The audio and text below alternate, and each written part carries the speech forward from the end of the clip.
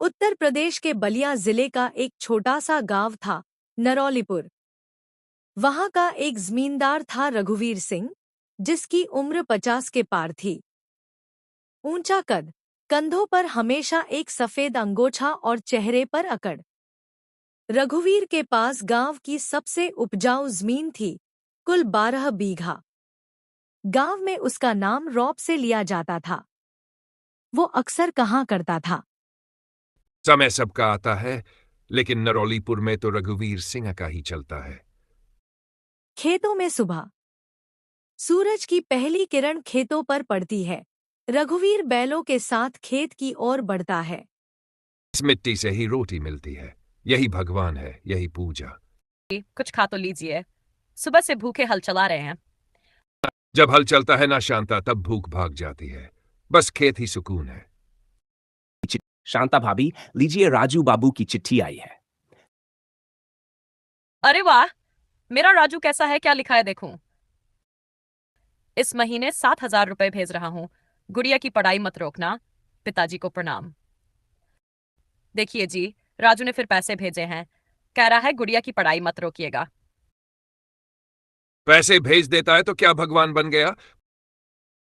अरे जी, अब जमाना बदल गया है। राजू मेहनत से कमा रहा है, घर का हाथ बटा रहा है। मुझे नहीं चाहिए किसी परदेश की कमाई, अपनी जमीन है, मेहनत करेंगे, पालेंगे। अगली रात आंधी तूफान आता है। कड़कड़ाती बिजली और तेज बारिश के साथ पूरी जमीन तहस नहस हो गई। रघुवीर भैया, जल्दी आइए, खेत पूरा तहस नहस हो गया। रघुवीर भागते हुए खेत की ओर दौड़ता है, शांता पीछे पीछे। हे भगवान, सब नाश कर दिया तूने, सब जल गया। हिम्मत रखिए, भगवान ने कुछ और सोच रखा होगा। अगले दिन बैंक और कर्ज के कागज सामने रखे जाते हैं। गांव का सरपंच आता है। बीज खाद का कर्ज बाकी है, फसल तो बर्बाद गई, अब जमीन बेचना पड़ेगा। जमीन ही तो सब कुछ है मेरे पास। समझता हूं भाई, पर और कोई रास्ता नहीं। 2 बीघा बेच दो। रघुवीर मजबूरी में दस्तखत करता है। ललित यादव जमीन खरीदता है। देखिए रघुवीर जी, समय समय की बात है। कल आप जमीन दिलवाते थे, आज अपनी बेचनी पड़ रही है। रात को आंगन में चुपचाप बैठा रघुवीर सोचता है, तभी शांता आती है। जमीन चली गई शांता, और साथ में मेरी इज्जत भी। इज्जत इंसान के काम से होती है जी, जमीन से नहीं। आपने हमेशा मेहनत की है, भगवान देख रहा है। अगले दिन मास्टर जी आते हैं। गुड़िया ने 10वीं में पहला दर्जा पाया है, आगे पढ़ाना मत रोकिए, लड़की बहुत काबिल है। हम तो चाहेंगे कि ये मास्टरनी बने। पड़ेगी गुड़िया, चाहे जो हो जाए, मैं उसका सपना नहीं तोड़ूंगा। कभी मैं गांव का राजा था, आज 2 बीघा जमीन के लिए हाथ फैलाना पड़ा। यही है समय का खेल। सुबह का समय। रघुवीर खाट पर बैठा है। सोनू घर आता है। अब क्या रो रहे हो बापू, जो होना था हो गया। सबकी किस्मत नहीं होती खेती के लिए। तू जब खड़ा होता है सामने, मेरी किस्मत और भी जलती है, काम का ना काज का। अरे बस भी कीजिए दोनों, घर में जलजला बना रखा है। सोनू, तू कुछ काम धंधा क्यों नहीं पकड़ लेता? काम कहाँ है माँ? गांव में सब जमीन वाले बन गए हैं और हमसे हल भी छिन गया। शाम को शांता के पास मोबाइल बजता है। कॉल राजू का होता है।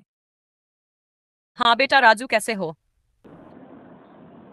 ठीक हूं माँ। सुनो, इस बार प्रमोशन हुआ है, तनख्वाह भी बढ़ी है। पिताजी को बोलना, अब मैं ज्यादा मदद कर सकूंगा। तू तो हमारे लिए भगवान है बेटा, तेरा ही सहारा है अब। गुड़िया की पढ़ाई की चिंता मत करना माँ, उसकी फीस मैं ही भरूंगा। तेरा बाप तुझे बहुत याद करता है बेटा, मगर बोलता नहीं। रात को गुड़िया रसोई में माँ के साथ काम कर रही है।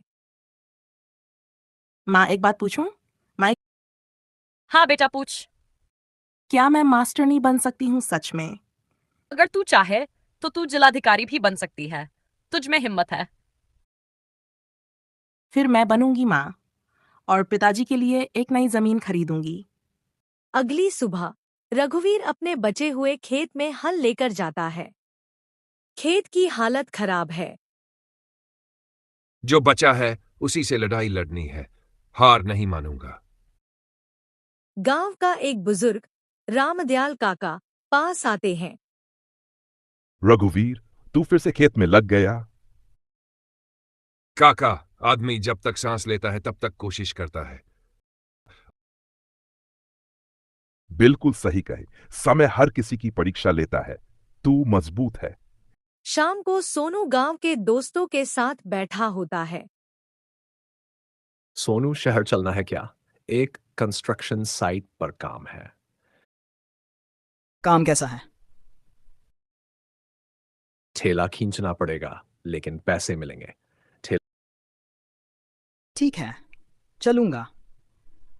अब बापू की नजर से गिरना अच्छा नहीं लगता। रघुवीर खामोशी से आकर पीछे खड़ा होता है। पापा की मेहनत, भैया की मदद और माँ का प्यार मैं कुछ बन दिखाऊंगी। गुड़िया, कुछ चाहिए तो मां से मत कहना, मुझसे कहना। तेरी पढ़ाई मेरा सपना है। पिताजी, मैं आपकी बेटी हूँ, आप पर भरोसा है मुझे। अगले दिन सोनू एक बैग लेकर घर से निकलने लगता है। शांता उसे रोकती है। कहाँ जा रहा है बेटा? काम पर माँ, अब कोई गलत नहीं करूंगा, बस कुछ दिन बाहर रहूंगा। जा बेटा, जा। मेहनत करेगा तो सब लौट आएगा। मेरा आशीर्वाद तेरे साथ है। जा। माफ कर दो बापू, बहुत गलतियां की मैंने। गलतियां कौन नहीं करता बेटा, समय सब सिखा देता है। अब तो सब ठीक हो जाएगा जी। राजू, सोनू और गुड़िया तीनों अपने रास्ते पर चल पड़े हैं। हाँ शांता, शायद यही है समय का असली खेल। जो गिराता है वही उठाना भी सिखाता है। पिताजी, मास्टरनी बनने की पहली सीढ़ी आज चढ़ने जा रही हूँ। आज मेरी शिक्षक प्रशिक्षण की क्लास शुरू है। शाबाश मेरी बेटी, तू ही तो है जो इस टूटे घर की रोशनी बन गई है। आपका आशीर्वाद है, तभी तो रास्ता दिखता है। कुछ हफ्ते बीत जाते हैं। घर में बदलाव दिखने लगता है।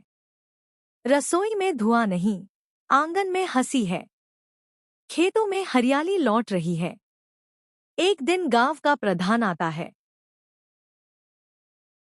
रघुवीर भाई, पंचायत से जानकारी आई है कि सरकार किसानों को बीमा मुआवजा दे रही है। तुम्हारा नाम भी लिस्ट में है। सच में हमें भी मिलेगा? हाँ भाई, और सुना है गुड़िया को छात्रवृत्ति भी मिली है।